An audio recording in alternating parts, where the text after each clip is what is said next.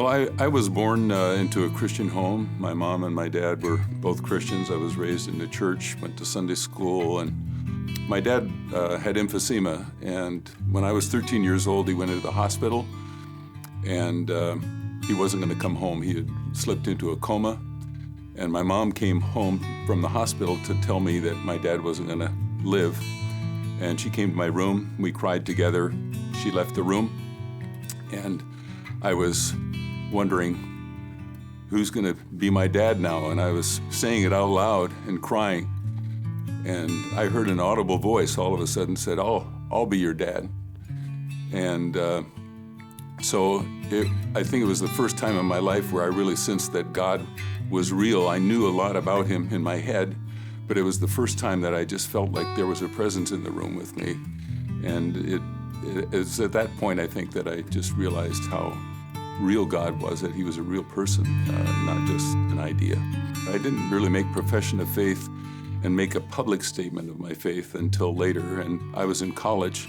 I was troubled by the question and answer in the catechism that said, do you believe the things to be true and complete doctrine of salvation is? And because I'm a very logical person, I wanted to say something that I believed, but I wasn't sure it was complete.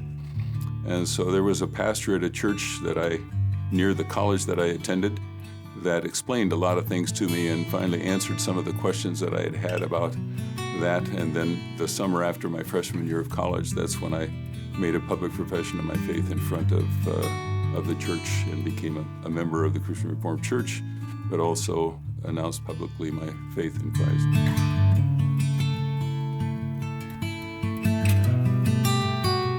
I wish someone would have told me that I needed to develop a relationship with God instead of just knowing about God, getting to know God. And there's a difference between knowing about someone and actually knowing them.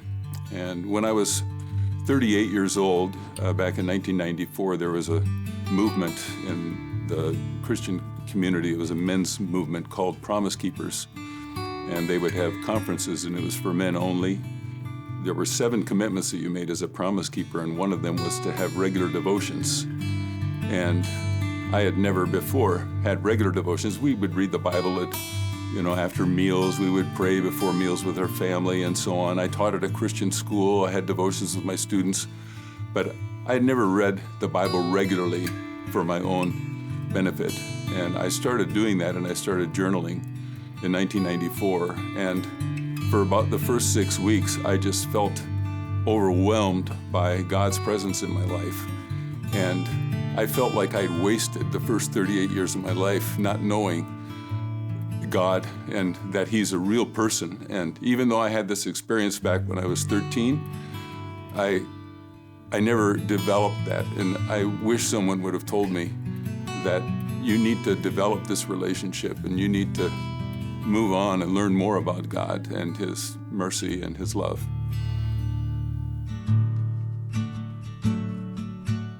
Well, I definitely think it's important to have other people in your life to encourage you. So many times in my life, even when I'm reading the Bible regularly, there's circumstances that arise in your life and you go, God, how can this possibly happen? Or I prayed for this person to get well and they're not getting well or they're dying.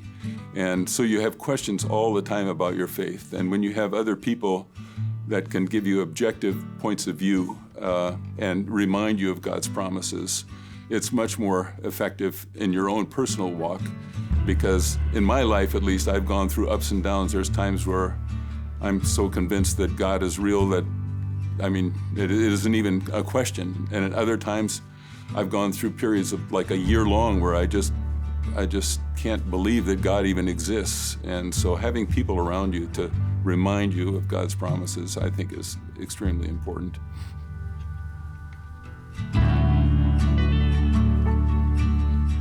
I think because of my own personal experience, I want other people to experience the same kind of relationship that I have.